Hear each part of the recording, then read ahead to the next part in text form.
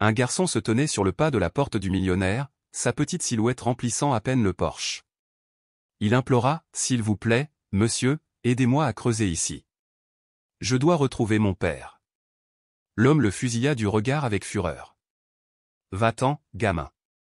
Frappe encore et j'appelle les flics. » La porte claqua si fort que l'écho résonna encore dans les oreilles du garçon. La lumière du porche s'éteignit brusquement, plongeant l'entrée dans l'obscurité, comme si la menace de l'homme avait été scellée par un dernier point. Le garçon, maigre comme une brindille, silencieux comme le gel matinal, ne broncha pas. Il cligna simplement des yeux, les manches de son pull en laine pendant entre ses doigts comme des ailes tombantes. De l'autre côté de la rue, le givre s'accrochait obstinément à l'herbe, le soleil restait caché derrière un voile de nuages plombés, donnant l'impression que le matin avait oublié de se lever. Un journal humide gisait sur le trottoir, abandonné et non lu. Derrière des rideaux de dentelle, une femme au bigoudi les écarta, ses lèvres formant un gloussement silencieux tandis qu'elle regardait le garçon disparaître derrière la haie. Dans le jardin, Noah était agenouillé dans la terre humide. La pelle qu'il maniait était presque trop grande pour ses petites mains, et chaque coup dans la terre lui faisait trembler les poignets. Ses genoux étaient trempés par l'herbe mouillée, et ses joues brûlaient de froid ou peut-être de quelque chose de plus profond, une forte douleur logeait dans sa poitrine. Il avait cessé de pleurer dès la 2e semaine, lorsque sa voix s'était rauque à force de crier dans le sol. Maintenant, il murmurait, à peine plus fort que le vent qui soufflait dans les branches nues. « Papa est là. S'il te plaît, ne le laisse pas avoir froid. » La terre n'offrit aucune réponse. Elle ne le fit jamais. Pourtant, il creusa. Noah Whitman avait 8 ans. Il n'avait pas souri depuis 28 jours. Sa mère était morte 3 ans plus tôt, laissant derrière elle une absence telle une pièce obscure où il n'avait pas le droit d'allumer la lumière.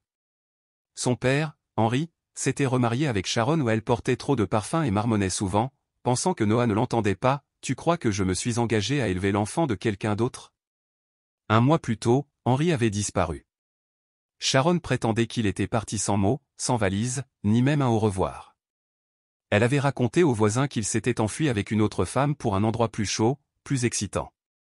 Mais Noah n'y croyait pas, son père ne partirait pas comme ça, passant ses chaussures, passant sa tasse de café préférée, passant la photo de sa mère toujours perchée sur la table de nuit. Noé creusait donc chaque jour, au même endroit derrière l'abri de jardin, sous le bouleau à la branche morte l'endroit où son père avait autrefois construit une cabane. Derrière leur rideau, les voisins observaient, un petit garçon, une grosse pelle.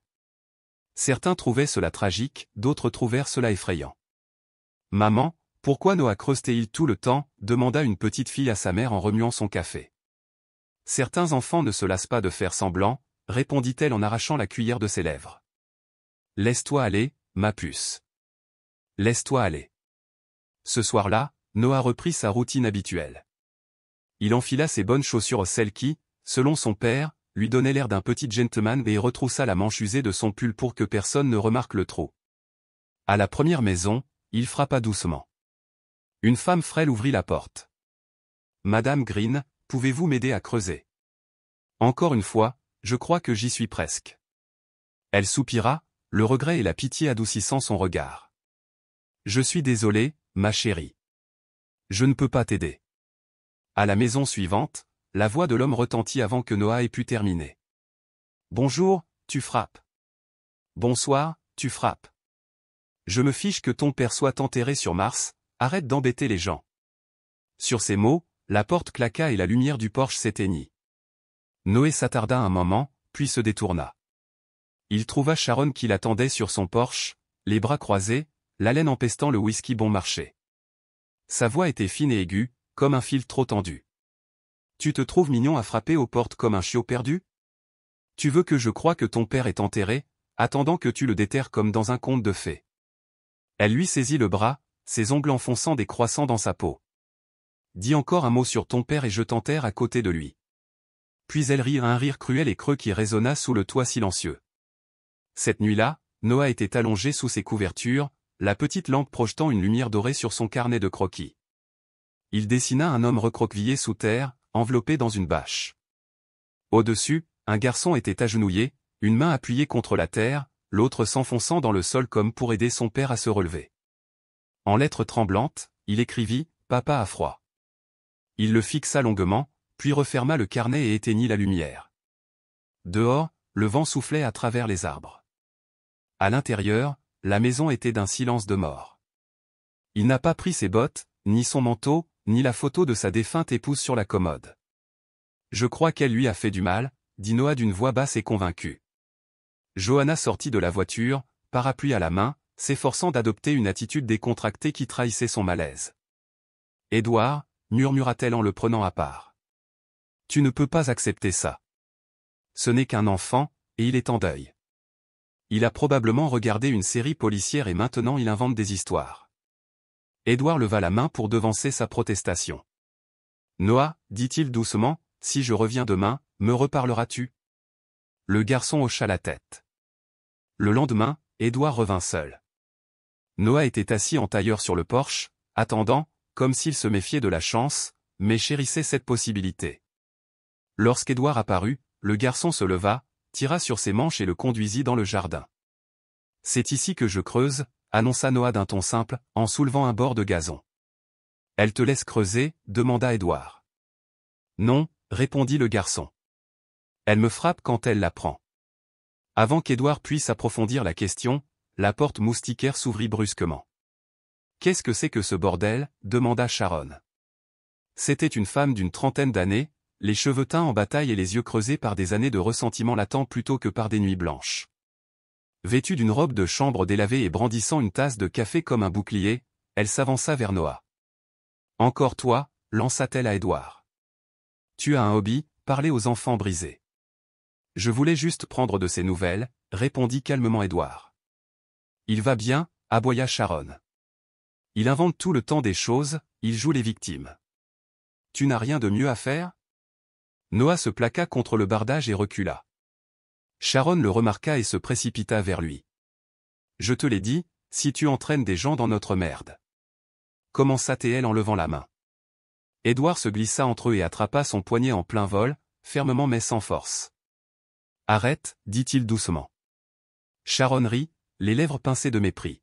« Oh, regardez-moi ça.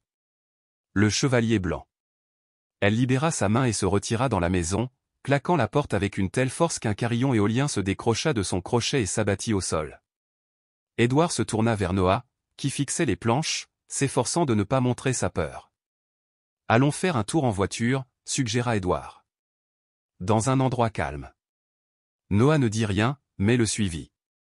Le cabinet du pédiatre sentait le désinfectant citronné et les jouets en plastique éraflés. Noah était perché sur la table d'examen, les mains jointes sur les genoux, tandis qu'Édouard remplissait des formulaires à l'accueil. Personne ne se demandait pourquoi un homme d'une quarantaine d'années accompagnait l'enfant d'un autre, ni si cet arrangement était temporaire. Plus tard, alors qu'ils attendaient devant la pharmacie une crème pour apaiser les bleus de Noah, Édouard jeta un coup d'œil. « Tu me crois » demanda Noah d'une voix à peine plus forte qu'un murmure. Édouard inspira lentement. « Je ne sais pas encore ce que je crois, mais j'écoute. Et je pense que c'est la première étape. » Les doigts de Noah effleurèrent ceux d'Édouard sur le siège non pas une étreinte, mais un appel silencieux à la solidarité. C'était suffisant, pour l'instant. Moundrin, la friperie située à l'angle des Rumains et Junipé, avait autrefois été une banque. Derrière des rangées de chaussures dépareillées et de livres de poche défraîchis, on distinguait encore les contours de son ancien coffre. Il y avait quelque chose de respectueux dans cet espace, comme si même les objets jetés se souvenaient de la sensation d'être en sécurité, enfermés.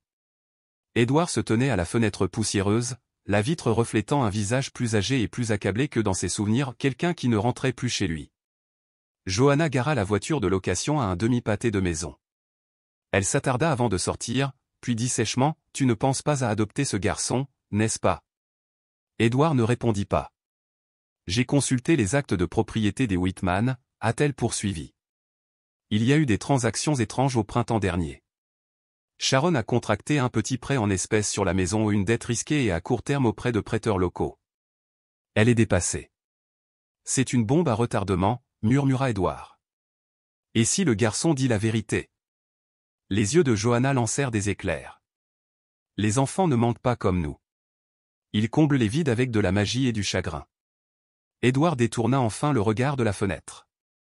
Alors peut-être que les blancs ont besoin d'être comblés. Ils commencèrent par les voisins. Edith et Marvin, qui habitaient à côté, gardaient leur porche propre, mais restaient discrets. Marvin répondit à la porte d'un hochement de tête prudent. Nous ne sommes pas là pour causer des problèmes, le rassura Édouard. Nous essayons juste de comprendre ce qui s'est passé. Marvin hésita, puis admit, quand il avait 4 ans, il était toujours bruyant. Avant le décès de sa mère. Maintenant, il est calme, mais il n'arrête jamais de creuser. On pensait que c'était une phase. Edith les rejoignit, les bras croisés. Sharon a dit qu'il s'était enfui avec une femme de Tulsa, proposa-t-elle. Elle a dit qu'elle les avait surpris en train d'envoyer des SMS. Mais tu y crois? Elle haussa les épaules. On disparaît pour toutes sortes de raisons, et sa voiture était toujours garée dans l'allée. L'école de Noah se trouvait à la limite du district, un bâtiment trapu en briques usées par le temps et une cour de récréation envahie par le paillis. À l'accueil, mademoiselle Penny cligna des yeux 2 fois lorsqu'Édouard se présenta. « Êtes-vous de la famille » demanda-t-elle en consultant le dossier de Noah. « Non » répondit Édouard. « Juste quelqu'un qui se soucie de moi. » L'institutrice de Noah, Madame Lindstrom, les accueillit à la bibliothèque, où des encyclopédies d'occasion s'alignaient sur les étagères, telles des sentinelles silencieuses. Son regard était doux et elle serrait son presse-papier d'un geste protecteur. « Noah est un élève calme, dit-elle d'un ton mesuré. Il ne cause pas de problème, il ne parle que lorsqu'on lui adresse la parole. Mais il dessine, beaucoup. » Elle fit glisser le dossier sur la table. Des couches successives de croquis au crayon, un homme enfoui jusqu'au cou sous un arbre, une pelle, une bâche, une petite silhouette s'enfonçant dans la terre. « Nous avons alerté le conseiller d'orientation, » a ajouté Madame Lindstrom. Sharon n'a jamais donné suite. A-t-elle déjà assisté à une réunion parents-professeurs? Pas une seule fois, dit Édouard. Noah était assis dans le couloir pendant la brève réunion, les pieds ballants sur le banc. Johanna lui offrit une barre de céréales, il refusa, le regard fixé sur le linoléum. Au bureau du shérif, les lumières étaient fluorescentes et le café rassis. Caleb Monroe au shérif depuis l'époque où Édouard était à l'université, à l'époque où sa moustache était encore colorée et ses épaules plus légères, ne se leva pas lorsqu'Édouard entra. « J'ai entendu dire que tu faisais des rondes, » dit Caleb en désignant une chaise. « Je veux juste comprendre ce qui s'est passé. » Caleb se massa les tempes. Le garçon est traumatisé. Son père disparaît, il se met à creuser des trous. Sharon est venue nous voir, disant qu'il imaginait des choses. On a pensé à une thérapie de deuil. Édouard resta debout. Il creuse au même endroit tous les jours, dit-il. Caleb soupira. Les chiens coûtent de l'argent, dit-il enfin. Se promener avec des chiens ne signifie pas qu'il y a un corps. Cela signifie qu'il a besoin d'aide. Édouard ne protesta pas. Il en avait assez entendu. Ce soir-là, dans la chambre d'amis du motel Mill Street, Noah était assis à la petite table ronde, un drap propre devant lui. Sa langue pointait au coin de sa bouche tandis qu'il dessinait, mi-concentré, mi-effrayé. « J'ai vu une chemise » dit-il sans lever les yeux. Édouard jeta un coup d'œil depuis l'autre bout de la pièce, dans l'enclos du chien. Avant qu'elle ne s'en débarrasse, c'était à ton père? Elle était à carreaux, rouge et noir. Ma mère la lui avait confectionnée l'année précédant sa mort. Il la portait le week-end. Qu'est-ce qui lui est arrivé? Elle l'a brûlée. Édouard ne demanda pas comment il le savait, il le crut simplement. Et elle achète de la terre, ajouta Noah, beaucoup de terre. Elle a dit que c'était pour planter, mais il n'y a rien de vivant dans ce jardin. Johanna était assise à côté, son ordinateur portable à la main, en train de taper. Elle leva les yeux un instant, ne dit rien, puis retourna à son écran.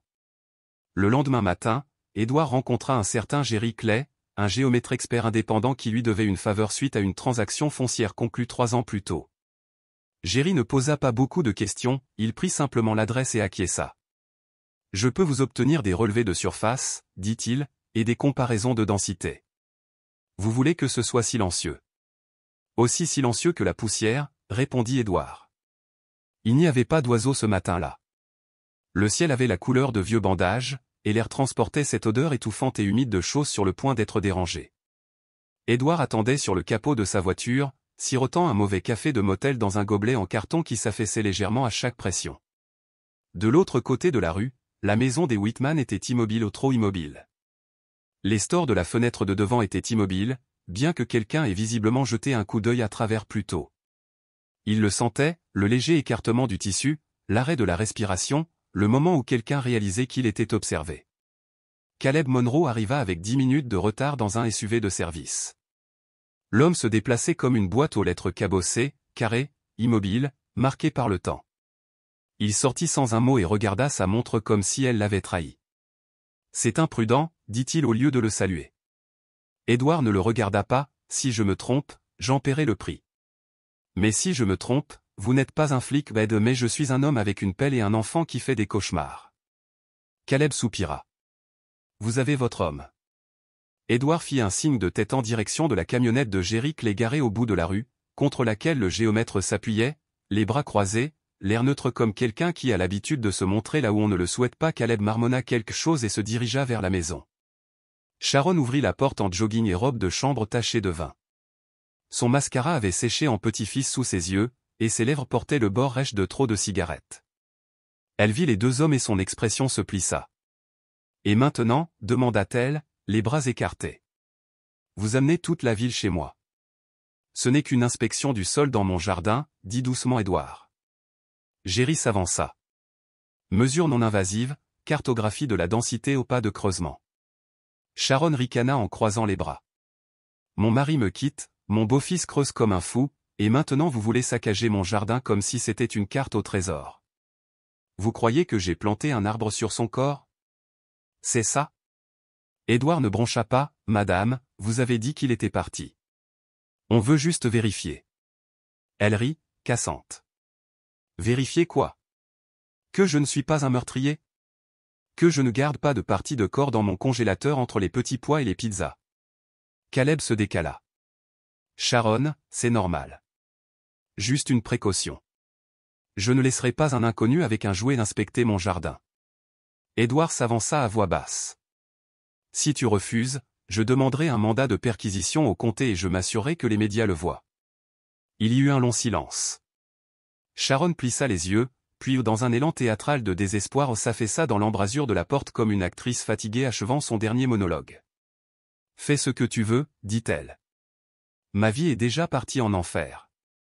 Jerry déballa son scanner avec le rythme calme d'un homme qui a passé trop de temps en zone de conflit. L'appareil était trapu et rectangulaire, équipé d'un radar à pénétration de sol et d'une poignée qui ressemblait à celle d'une tondeuse à gazon miniature. Tandis qu'il le poussait lentement à travers le jardin, l'écran scintilla de bandes rouges et bleues. Édouard observait depuis la clôture, Caleb planait comme un chaperon indifférent. Coins arrière fermés, dit Jerry en tapotant enfin l'écran. La densité du sol est irrégulière perturbée à environ 1 mètre ou 1 mètre de profondeur. Ça pourrait être rien, demanda Édouard. Ça pourrait être quelque chose. Ça pourrait être un corps, répondit Jerry. Ce n'est pas un chien, pas à cette profondeur. Caleb serra les mâchoires. On garde ça secret. Édouard ne répondit pas, mais sa prise sur le poteau de clôture ne se relâcha pas. L'équipe médico-légale arriva sous de faux prétextes une inspection des services publics selon le rapport du répartiteur. Des fourgonnettes banalisées, des uniformes banalisés, la grâce tranquille de gens entraînés à ne pas effrayer le public. Les fouilles étaient méthodiques, de celles qui ralentissent le temps, chaque centimètre enlevé s'effectuait à un rythme soutenu. Sharon observait depuis le porche, une cigarette accrochée à sa lèvre inférieure, marmonnant dans la poche de son peignoir comme si cela pouvait expliquer son absence. Noah n'était pas là, Édouard l'avait laissé au motel avec Johanna et un vieux jeu de cartes Uno. Il ne voulait pas qu'il voie sa opa comme ça. Ils attaquèrent d'abord le plastique. L'équipe marqua une pause, recalibra le mouvement, continua. Puis vinrent les vêtements, puis les cheveux, puis la peau. La technicienne en chef, une femme d'un certain âge aux mains trop sûres pour ce genre de travail, se retourna et hocha la tête. Caleb pâlit. Édouard s'avança, mais pas trop près, il n'avait pas besoin de voir le visage. Le contour suffisait, la position, les lésions à l'arrière du crâne encore visibles à travers le plastique déchiré. Ils le recouvrirent soigneusement, avec plus de douceur que ce qu'on lui avait probablement montré dans ces derniers instants. La nouvelle se répandit comme ce genre de choses se produit dans les petites villes. Ça commença par des murmures à la poste, puis devint un véritable vacarme à l'épicerie. À la tombée de la nuit, toutes les lumières des porches de l'immeuble de Noah s'éteignirent au passage de la voiture d'Édouard, toutes les conversations s'interrompirent à la mention du nom du garçon. Au motel, Johanna était assise sur le lit, une main en coupe sur la bouche, l'autre tenant le dernier dessin de Noah. C'était différent, plus simple, un garçon assis près d'une tombe, pas de sang, pas de bâche, juste une phrase écrite en lettres capitales, soigneusement et délibérément, « Papa est chaud maintenant ». Johanna ne dit rien, elle n'était pas obligée de le faire. Il ne la menotte pas tout de suite. Sharon était assise dans la salle d'interrogatoire, un genou croisé sur l'autre, les bras croisés comme si elle se retenait de force. La pièce sentait le vieux café et le désinfectant. Elle leva les yeux à l'entrée de Caleb, mais son regard ne s'adoucit pas, « Je pensais avoir des excuses », murmura-t-elle. Caleb resta assis. Édouard se tenait derrière le miroir sans teint, les mains dans les poches. « Tu as dit qu'Henri était parti, » dit Caleb. « Il s'est enfui à Tulsa, n'est-ce pas ?»« C'est vrai, » répondit Sharon. « Alors pourquoi avons-nous trouvé son corps enveloppé dans une bâche de peintre sous votre boulot ?» Sa bouche se contracta. « Plus maintenant. Je ne sais pas ce que vous croyez avoir trouvé. Un homme. Un traumatisme crânien contondant. Chemise à carreaux, portefeuille dans la poche arrière avec son nom sur le permis de conduire. » Elle se renversa en arrière, inclinant sa chaise, les yeux rivés au plafond comme s'il détenait la réponse. « Il m'a menti, » dit-elle finalement. « Il a dit qu'on arrangerait ça. Tu l'as tué. Je lui ai montré qui j'étais vraiment. Ils ont récupéré Jessie Lannister au terminal Greyhound. Il a essayé de payer un billet avec 3 billets froissés et une poche pleine de pièces de 25 cents. L'homme sentait l'huile de moteur et l'alcool bon marché. Lorsqu'ils l'ont menotté, il a demandé s'il pouvait finir son sandwich à la gare. Il a craqué en quelques minutes, a-t-elle dit. Il l'a frappé, a dit Jessie. Elle avait besoin de se protéger. J'avais une dette envers elle, elle m'a aidé une fois quand mon frère s'est fait arrêter. Elle m'a filé $200 et quelques égratignures, et vous l'avez aidé à enterrer un corps. L'adjoint a répondu, je ne savais pas qu'il était mort avant de voir le sang. Jessie murmura, elle a ri, après l'avoir frappé avec ce gros tuyau du hangar. Elle est restée plantée là, a allumé une cigarette et a dit quelque chose comme, c'est la dernière fois que tu pleures à cause de sa photo. Il s'est mis à pleurer, pas à cause d'Henri, ni probablement à cause de Sharon non plus, mais le genre de pleurs qu'on attend en sachant que les routes sont enfin fermées. À la gare, ils firent venir Paul Dicon et Bethany Royce, tous deux de l'ancienne équipe de construction d'Henri. Bethany semblait fatiguée, comme si cette journée lui avait enlevé quelque chose qu'elle ignorait avoir laissé. Il a parlé de me quitter, dit Bethany. Beaucoup. Je crois qu'il avait peur d'elle, mais il disait toujours que Noah n'y survivrait pas, Paul acquiesça. Elle l'appelait 10 fois par jour. Elle lui demandait de quelle couleur était sa chemise, s'il parlait à quelqu'un. Une fois, elle s'est pointée sur un chantier juste pour vérifier s'il avait sa bague. Ils ne se regardèrent pas. Bethany ajouta, j'ai vu des bleus sur son bras une fois. Elle a dit que c'était à cause d'un travail sous une poutre, mais on n'a pas de bleu comme ça, pas à 42 ans. Ils laissèrent leur déclaration. Aucun des deux ne demanda si le garçon était déjà au courant. Dans l'après-midi, Sharon avait arrêté de jouer au fini les yeux au ciel, fini l'indignation blessée. Elle fixait simplement la table avec cette expression fixe et absente que les femmes arborent lorsque le dernier masque tombe et que la pièce est trop silencieuse pour faire semblant. Je l'ai vue pleurer, dit-elle, pleurer non pas pour moi, ni même pour Noah, mais pour elle, sa défunte épouse. Je l'ai vue tenir une photo d'elle comme si elle respirait encore. Il a dit que sa voix lui manquait. Il a dit qu'elle aurait mieux élevé Noah. Je l'ai frappé parce que je n'en pouvais plus. Je pensais pouvoir vivre avec ça, murmura-t-elle. Et tu comptais vendre la maison, dit Caleb. J'avais des acheteurs en ligne, répondit Sharon. Il me fallait juste un titre de propriété propre. Tu l'as enterré comme un déchet. Je l'ai enterré comme une culpabilité. Il pleuvait quand ils l'ont fait sortir menotté ou le genre de pluie qui ne tombe pas fort, qui trempe tout lentement jusqu'à ce qu'on ne se rende compte de sa mouille que trop tard. Une foule s'était rassemblée, faisant semblant de ne pas regarder. Les téléphones étaient sortis, les visages à moitié cachés derrière des parapluies.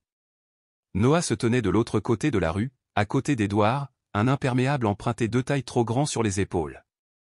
Ses yeux ne clignèrent pas au passage de Sharon. Elle ne le regarda pas ou peut-être le fit-elle, trop vite, trop doucement pour que personne ne le remarque. Caleb marcha un pas derrière elle. Lui non plus ne dit rien. Dès que la portière de la voiture se referma, un silence s'abattit sur la rue, comme à la fin d'un enterrement. Ce soir-là, le conseil municipal se réunit. Caleb Monroe fut prié de démissionner au pas de drame, pas de cris, juste un vote, un accord tacite sur le fait que le silence avait coûté trop cher. Johanna ne dit rien jusqu'à leur retour au motel.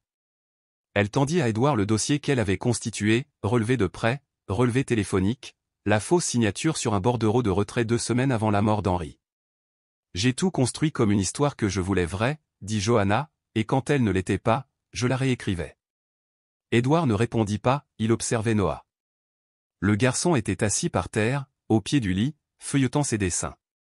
Il s'arrêta sur l'ancien, le premier avec la main tendue hors de terre. Puis il prit une feuille blanche et recommença.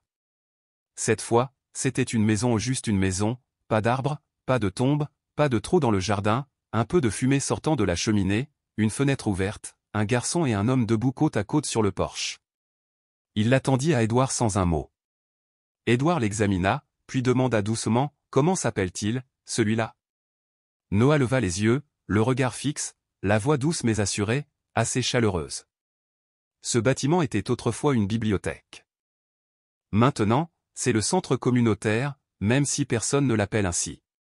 Le panneau devant indique toujours « Bibliothèque du comté de Carvey », la moitié des lettres manquantes, des plantes grimpantes grimpant sur le côté comme si elles essayaient de terminer la phrase. À l'intérieur, il y a des chaises pliantes en plastique, un tableau d'affichage avec des prospectus de vente de pâtisseries périmées, et une odeur persistante de vieux papier, même si les livres ont été emballés et vendus depuis longtemps. C'est ici qu'on m'a amené. Claudia arriva juste après le déjeuner, portant un sac en cuir et un parapluie encore trempé de l'allée. Elle était calme, comme les gens le sont déjà lorsqu'ils font sa repas froide, juste posée. Elle s'accroupit près de Noah et croisa son regard. « Je m'appelle Claudia. Je travaille au service à l'enfance et à la famille. » Il ne dit rien. « On va te trouver un logement, un bon logement. » Il cligna des yeux, comme si ça lui faisait mal. Johanna était là aussi, elle adressa un signe de tête respectueux à Claudia et s'écarta tandis qu'Édouard l'observait depuis la fenêtre. Claudia tendit à Édouard un mince dossier. « Voici les options initiales, toutes les familles approuvées, toutes dans l'état. L'une est à Junction City, une autre à environ 145 km à l'est.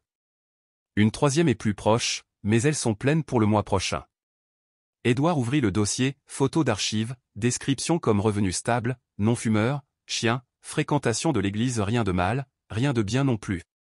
Noah était assis sur un banc, les mains jointes, regardant une tache d'eau s'étendre lentement sur le plafond au-dessus de lui. Plus tard, sur le parking du motel, Johanna alluma une cigarette qu'elle n'avait pas finie. « Ça va » demanda-t-elle. Édouard ne répondit pas, « Il sera placé dans une famille, dit-elle, ou peut-être dans un foyer d'accueil de longue durée. Claudia est douée, elle les sélectionne rigoureusement.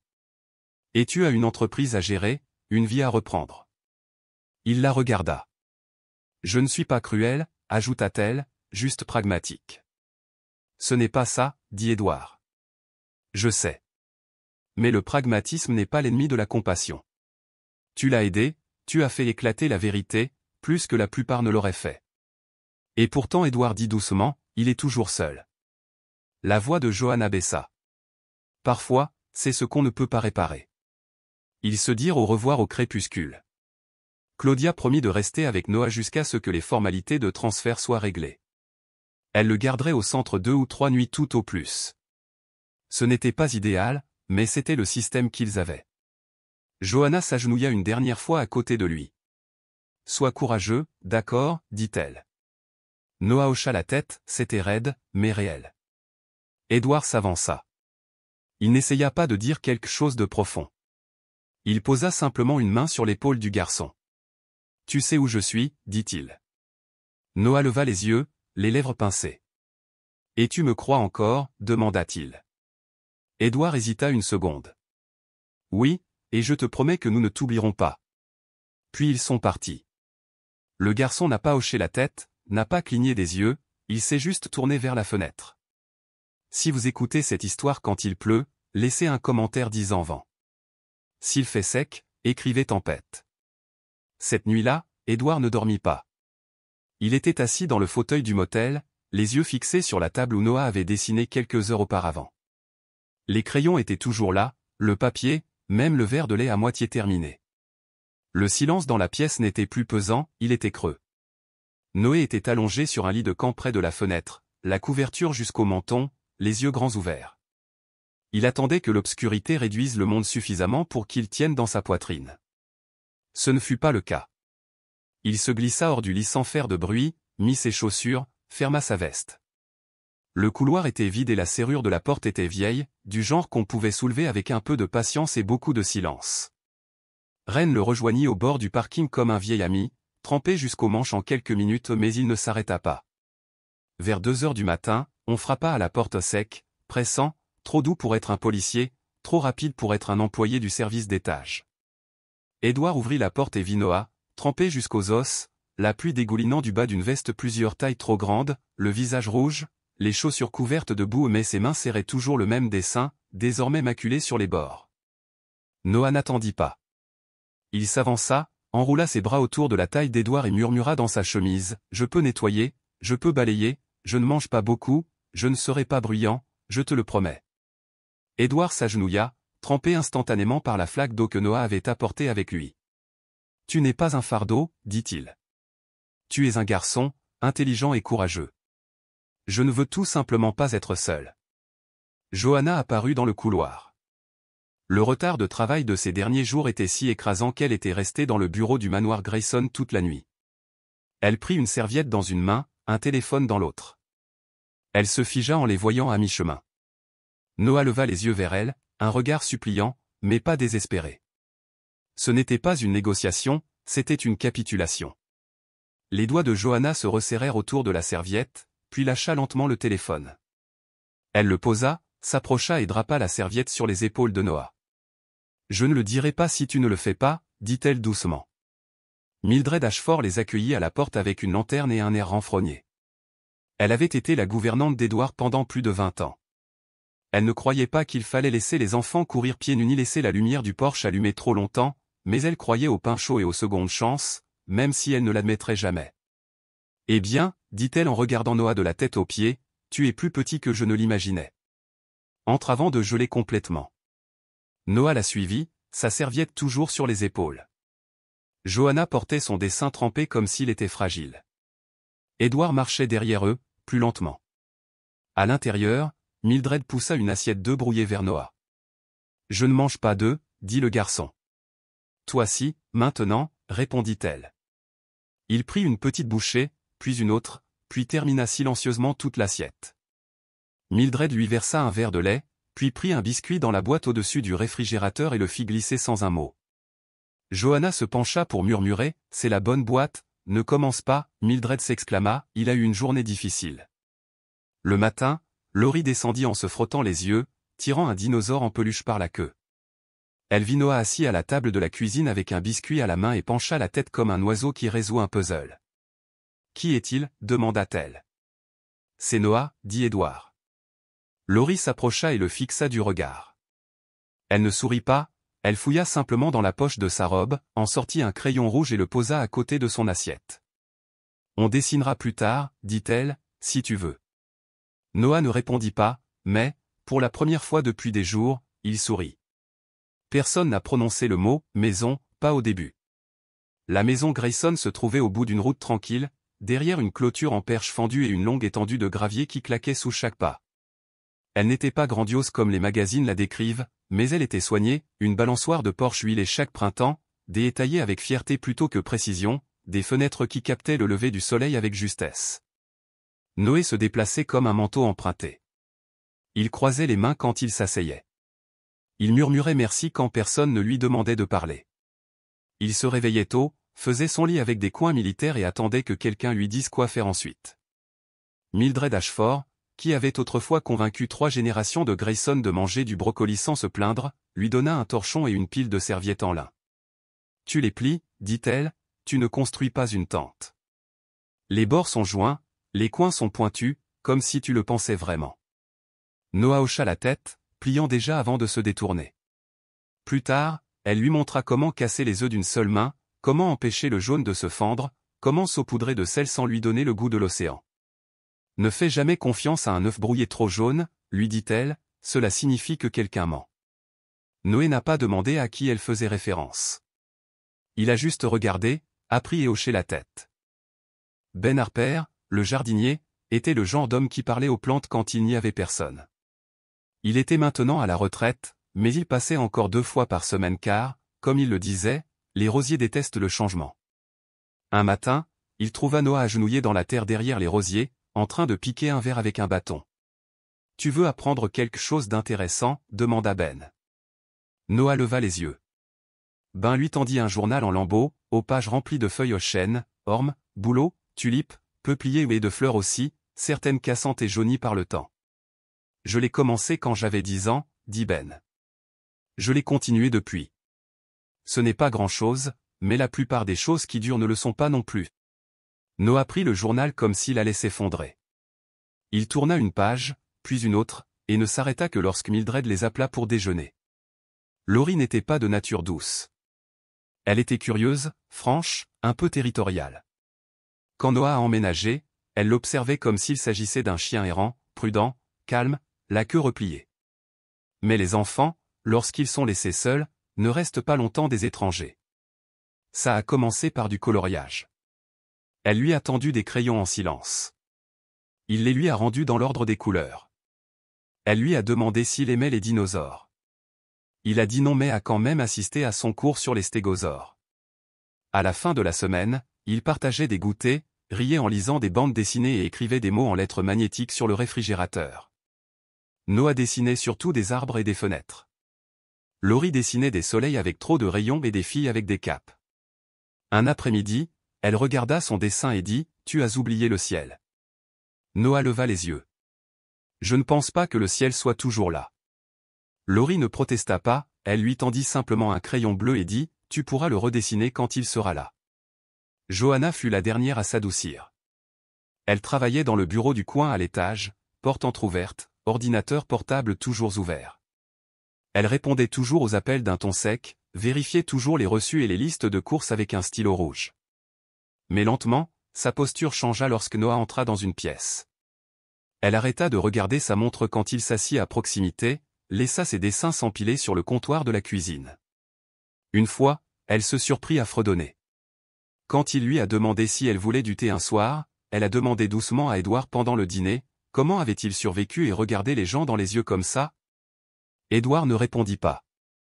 Il regardait Noah de l'autre côté de la table, coupant soigneusement une pomme en quartier parfait. Un mardi calme, Noah entra dans le salon, une feuille de papier roulée sous le bras. Il grimpa sur le canapé, tendit la main au-dessus de la cheminée où Édouard gardait de vieilles photos de famille et l'Y fixa avec 2 punaises. Édouard leva les yeux de son journal. Le dessin était simple, 4 personnes autour d'une table à manger, un homme plus âgé, une femme avec un chignon, un garçon et une fille aux cheveux bouclés et aux grandes dents. Les lignes n'étaient pas parfaites, les mains ressemblaient à des mitaines, mais les couleurs étaient chaudes et le soleil était visible à travers une fenêtre dessinée juste derrière la chaise du père. En bas, dans les lettres majuscules soignées de Noah, on pouvait lire « La famille est là où personne n'est enterré seul ». Johanna cligna des yeux trop forts, puis s'occupa à débarrasser la table. Édouard se leva, se dirigea vers la cheminée et passa une main sur le papier comme s'il allait s'effacer. « Tu as dessiné ça aujourd'hui » demanda-t-il. Noah hocha la tête. « Tu veux m'en parler » Noah haussa les épaules. « C'est juste le dîner. » Cette nuit-là, alors que le tonnerre grondait au loin dans les collines et que Laurie s'endormait en serrant contre elle un tigre en peluche à l'oreille manquante, Édouard était assis avec Noah dans la nouvelle chambre du garçon. Elle était toujours simple, toujours calme, mais les draps avaient été choisis par Laurie, les rideaux attachés par Mildred. La bibliothèque, déjà à moitié pleine, portait des titres usés au coin. Édouard remonta la couverture sur les épaules de Noah. « Moi aussi, j'ai perdu quelqu'un, dit-il. » Noah le regarda. « Ma femme, il y a des années. » Elle avait la voix douce et était nulle en pâtisserie, mais elle pouvait transformer une pièce en un câlin. Noah ne parlait pas, mais ses yeux clignaient un peu plus lentement.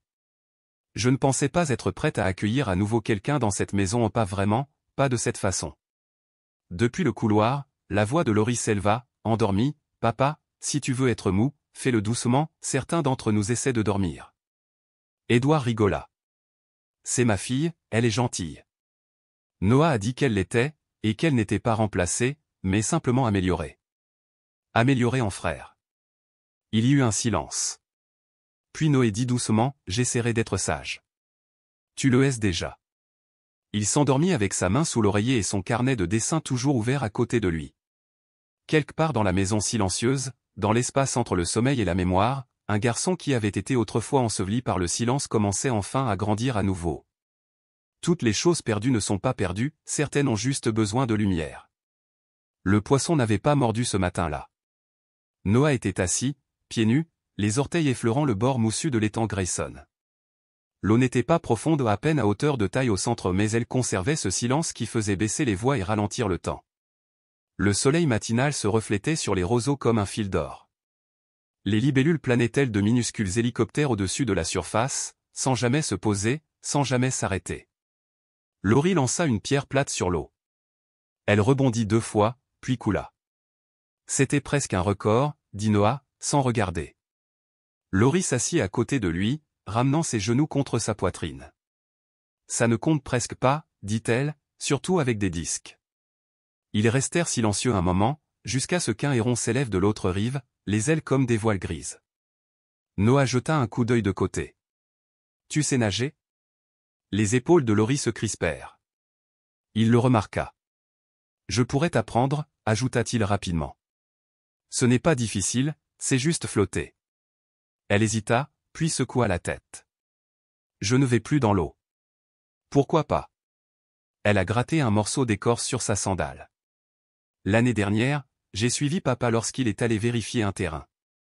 Le voyage devait être court, mais arrivé à l'orée du bois, nous avons trouvé une rivière rapide, froide et impitoyable. Je pensais pouvoir la traverser. Mon frère fronça les sourcils, sentant quelque chose bouger sous la surface. En un instant, j'ai glissé, le courant m'a saisi et m'a entraîné sous l'eau. Je me souviens de la terreur, pensant que c'était la fin, j'allais mourir, les brindilles emmêlées dans les cheveux. Que s'est-il passé? Demanda ma sœur, la voix tremblante. J'ai été emporté, ai-je réussi à dire. Papa ne m'a pas vu tout de suite. Le courant m'a emporté, et je me suis dit, c'est fini. Un garçon apparut alors, un garçon maigre et rapide aux cheveux bruns. Il ne parla pas, il me tira simplement hors de l'eau et sur la berge, puis s'enfuit comme si on risquait de le gronder pour son aide. À quoi ressemblait-il? Demanda ma sœur, les yeux écarquillés. Je ne sais pas grand-chose. Il avait les cheveux bruns, un maillot de l'équipe de natation rouge et blanc et une serviette verte nouée autour du cou comme une cape. Ma sœur s'est redressée, le souffle coupé, puis s'est précipitée vers la maison sans un mot de plus. À l'intérieur, il fouilla dans une boîte en bois de son placard, passant devant des chaussettes pliées et des petites voitures Matchbox poussiéreuses avec lesquelles il ne jouait plus. Du fond, il en sortit une photo aux coins usés. Elle datait de l'été d'avant le changement, lui debout au bord de la piscine publique, fier dans son maillot de l'équipe de natation, une serviette verte drapée comme une cape sur les épaules, les bras croisés comme s'il était le maître des lieux. Il retourna à l'étang, la photo serrée dans ses 2 mains comme une preuve de vie. Ma sœur la lui prit et l'examina lentement, les doigts tremblants. « C'est toi » murmura-t-elle. Il hocha la tête. La chemise, la serviette, c'était moi. Sa voix se brisa. Tu m'as sauvé. Édouard, debout sur le porche en pantoufles, reconnut instantanément cette photo. C'était le jour où ma mère et lui m'avaient emmené dans cette ville, où son esprit saturé de rapports fonciers, aveugle à mes errances jusqu'à ce que je revienne trempée, tremblante, essoufflée par le garçon à la cape verte. Il avait cherché et appelé le bureau du parc, personne ne savait rien. C'était devenu un mythe familial mi-souvenir, mi-miracle. À présent, en regardant par la fenêtre, il voyait le même garçon, avec des yeux différents mais la même âme. Ma sœur tenait la photo comme un objet sacré. « Tu m'as sauvé » répéta-t-elle, plus doucement cette fois. Il haussa les épaules, gêné. « Tu flottais là, tout simplement. » Je n'ai pas réfléchi, j'ai juste attrapé ton t-shirt. T-shirt rose, non. Tu aurais pu te noyer. J'étais dans l'équipe de natation, dit-il simplement. Je n'avais pas peur de l'eau à l'époque. Ils restèrent assis en silence jusqu'à ce que ma sœur fasse ce qu'elle faisait rarement, elle le serra dans ses bras. Sans chichi, juste ses bras autour de son dos, sa joue contre son épaule. Merci, dit-elle. Ses yeux brillaient, mais il ne pleurait pas, il murmurait simplement, tu te souviens maintenant? Je n'ai jamais oublié, dit-elle. Je ne savais juste pas de qui je me souvenais. Édouard descendit l'escalier du porche, traversant l'herbe plus lentement que d'habitude. Ils levèrent les yeux lorsqu'il les rejoignit. Il prit la photo des mains de ma sœur et la fixa un long moment avant de le regarder. Ce jour-là, dit Édouard d'une voix pâteuse, je t'ai cherché partout. Le garçon détourna le regard. Je ne voulais pas qu'on me crie dessus. Édouard s'accroupit à côté de lui, la voix douce. Tu l'as sauvé avant même que je sache qui tu étais. Il posa une main sur l'épaule du garçon. Maintenant, je peux lui rendre l'appareil. Ce soir-là, tandis que le soleil filtrait par la fenêtre de la cuisine, Mildred préparait un crumble aux pêches maison. Mon frère et ma sœur se relayaient pour éplucher les fruits, en passant les tranches dans le bol, tout en se demandant si la cannelle était un cadeau ou une punition. Johanna rentra du bureau, les cheveux en une tresse lâche, fatiguée comme les beaux jours fatiguent. Elle trouva Édouard regardant par la fenêtre, une photo à la main. Il la lui tendit. « Oh » dit-elle doucement. C'était lui.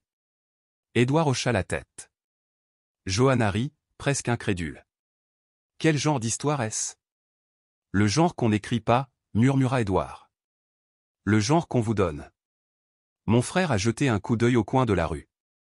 Ma sœur lui a donné un coup de coude. « Qu'est-ce que tu attends » ?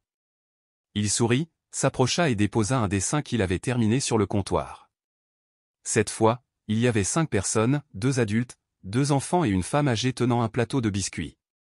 Au fond, un étang et un garçon tirant une fille hors de l'eau.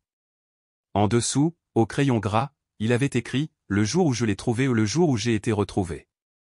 Les lèvres de Johanna s'entr'ouvrirent légèrement. Édouard ne dit pas un mot, il passa son bras autour des épaules du garçon, et finalement, mon frère s'y pencha. L'automne avait le don d'adoucir tout. La lumière se faisait plus chaude, même lorsque l'air était un peu froid. Les feuilles s'accumulaient dans les coins du jardin des Grayson, telles des visiteuses silencieuses, bruissant seulement à votre passage, comme pour demander la permission de rester.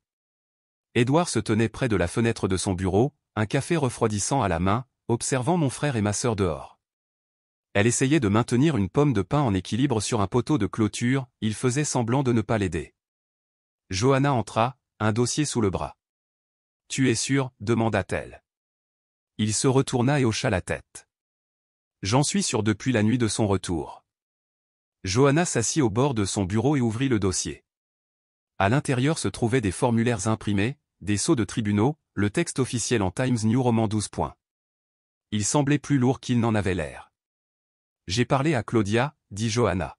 « Elle va accélérer le processus. Tu devras quand même rencontrer un juge aux affaires familiales. Il y a une audience, mais c'est une procédure. » Elle lui tendit un stylo. Edward Grayson, demandeur de tutelle permanente pour Noah Whitman. Il n'hésita pas. Il signa. Des semaines plus tard, le nouvel acte de naissance arriva dans une simple enveloppe blanche. Edward l'ouvrit seul dans la cuisine, tard dans la nuit, le papier sentant légèrement l'encre et le renouveau. Au bas, en gras, on pouvait lire « Père, Edward Grayson ». Il passa son pouce sur la ligne comme si elle risquait de baver. Il ne pleura pas, mais quelque chose en lui bougea, se détendit comme la dernière planche d'une porte verrouillée qui finit par céder. Ce soir-là, tandis que Mildred préparait une tarte aux pommes et que la maison embaumait la cannelle et le sucre, mon frère aidait à éplucher les pommes tandis que ma sœur pliait des serviettes en d'étranges animaux en origami qui ne tenaient pas à plat. Johanna versait du cidre pétillant dans des verres à vin comme à un gala. « Nous avons quelque chose à célébrer » dit Édouard. Mon frère cligna des yeux, incertain. Édouard fit glisser le certificat sur la table. Mon frère le fixa, lisant le nom, puis le relisant. « Est-ce que cela veut dire que je suis vraiment ton fils » demanda-t-il. Édouard hocha la tête.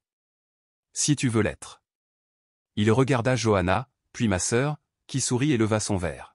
« À être officiellement coincés ensemble » dit-elle. Johanna tint son verre contre le sien et ajouta « Et au garçon le plus calme et le plus courageux que j'ai jamais connu. » Plus tard dans la soirée, mon frère est entré dans la chambre de ma sœur sans frapper. Cela ne la dérangeait pas, elle scotchait un de ses nouveaux dessins au-dessus de son bureau. « C'est celui du verger » demanda-t-il. Elle hocha la tête. L'arbre dont tu parlais avait l'air de danser. Il sourit. J'ai aimé celle-là. Elle croisa les bras. Je vais continuer à te commander, tu sais. Je m'en doutais, dit-il. Mais si quelqu'un est méchant avec toi à l'école, c'est moi qui suis le premier à te frapper. Tu tires de meilleurs coups que tu n'en lances, dit-elle en levant les yeux au ciel, mais son sourire la trahissait. Johanna s'appuya contre l'encadrement de la porte. Au début, j'avais peur, dit-elle doucement. Mon frère se tourna vers elle, silencieux. Pas de toi, poursuivit Johanna d'une voix encore plus douce. De ce que cela changerait, de la douleur que cela nous causerait si nous devions te laisser partir. Elle s'agenouilla et entoura les deux enfants de ses bras. Mais maintenant, dit-elle, je ne veux aller nulle part sans vous deux. Édouard veillait plus tard que d'habitude, regardant les garçons dormir. Les draps étaient emmêlés autour des jambes de mon frère, un bras posé sur un ours en peluche que ma sœur avait déclaré non négociable. Il avait l'air paisible non pas comme quelqu'un qui avait oublié la douleur, mais comme quelqu'un qui avait enfin trouvé un endroit où la poser. Édouard s'agenouilla près du lit et resserra un peu plus la couverture autour des épaules de mon frère. « Tu nous as sauvés » murmura-t-il à 2 reprises. Mon frère ne bougea pas. « Je n'ai pas pu sauver ma femme » poursuivit Édouard, plus doucement encore. « J'ai essayé, mais elle m'a quitté. Pendant longtemps, j'ai pensé que je ne méritais pas une seconde chance d'avoir une famille. » Il repoussa une mèche de cheveux du front de son fils. « Mais toi, tu m'as redonné confiance. Tu m'as rappelé ce que l'amour est donné plutôt que mérité. » Dans le couloir, la voix de ma sœur s'éleva, à moitié endormie et mi-souriant. « Papa, tu redeviens tout mou. Je compte les points. » Édouard riait sorti. « Tu es toujours ma préférée, rétorqua-t-il. »« Je ferais mieux de l'être, » murmura-t-elle, mais elle sourit dans le noir. Cette nuit-là, la maison s'est réchauffée dans la chaleur qui suit un orage, lorsque le courant revient et que la chaleur revient, et que chacun respire un peu mieux. Dans la pièce silencieuse où un garçon dormait autrefois d'un œil ouvert, la couverture n'avait plus besoin d'être aussi serrée. Car pour la première fois vraiment, légalement, complètement il avait sa place. Et la maison, autrefois pleine de vieux fantômes et de pièces vides, était enfin remplie de familles. L'automne drapait la propriété Grayson d'un doux or et de rouille. Les fleurs sauvages, en bordure du jardin, se courbaient dans la brise matinale, comme si elles pressentaient que quelque chose de sacré allait commencer. Ce dimanche calme, le souffle embrumait l'air et le silence était plus chaleureux que sonore. Au fond, derrière le vieux sycomore et une rangée de rosiers, une petite clairière avait été aménagée. Elle marquait l'endroit où la douleur avait été exhumée et allait désormais être reconquise. Une simple plaque en bois se dressait au centre, sans inscription, entourée de graines de fleurs sauvages, dans des sachets en papier craft récoltés auprès des voisins, des pépinières et de la main experte de Ben. Édouard s'accroupit près du sol, manches retroussées, creusant d'un mouvement lent et posé. Ses mains étaient usées par des années de paperasse et de réunions municipales, maintenant, elles accomplissaient un travail plus calme et honnête. Johanna guidait ma sœur tandis qu'elle semait des graines en larges arcs de cercle, parmi lesquels des soucis, les préférés de sa mère, même s'ils n'étaient pas indigènes. Mildred arriva avec un thermos de cidre et un plateau de scone beurré. Elle ne dit rien, s'assit simplement et observa les enfants plus que la terre.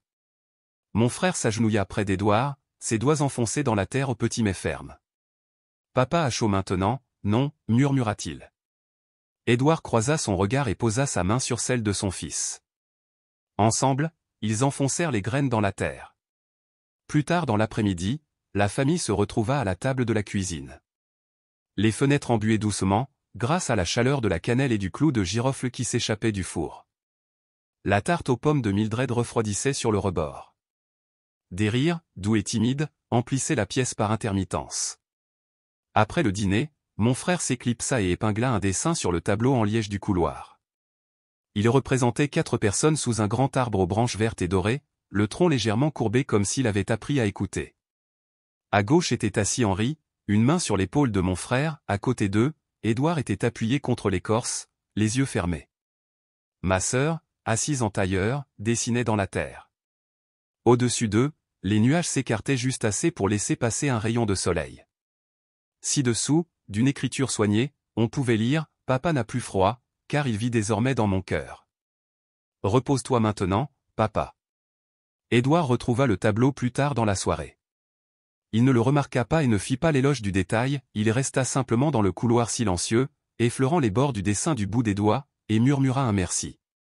La chambre de mon frère était différente maintenant, non seulement parce qu'elle était pleine de choses ou une bibliothèque, une veilleuse en forme de baleine, un calendrier qu'il avait rempli lui-même mais parce qu'elle semblait habitée.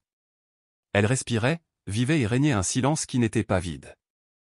Édouard s'assit au bord du lit pendant que mon frère écrivait sur son carnet de croquis. « Je peux te dire quelque chose » demanda-t-il. Mon frère a levé les yeux. D'accord. Avant, je pensais que les secondes chances étaient réservées aux autres, dit Édouard. Après avoir perdu un être cher, on se replie sur soi-même, comme un manteau qui ne nous va plus. Il marqua une pause. Et puis tu es arrivé.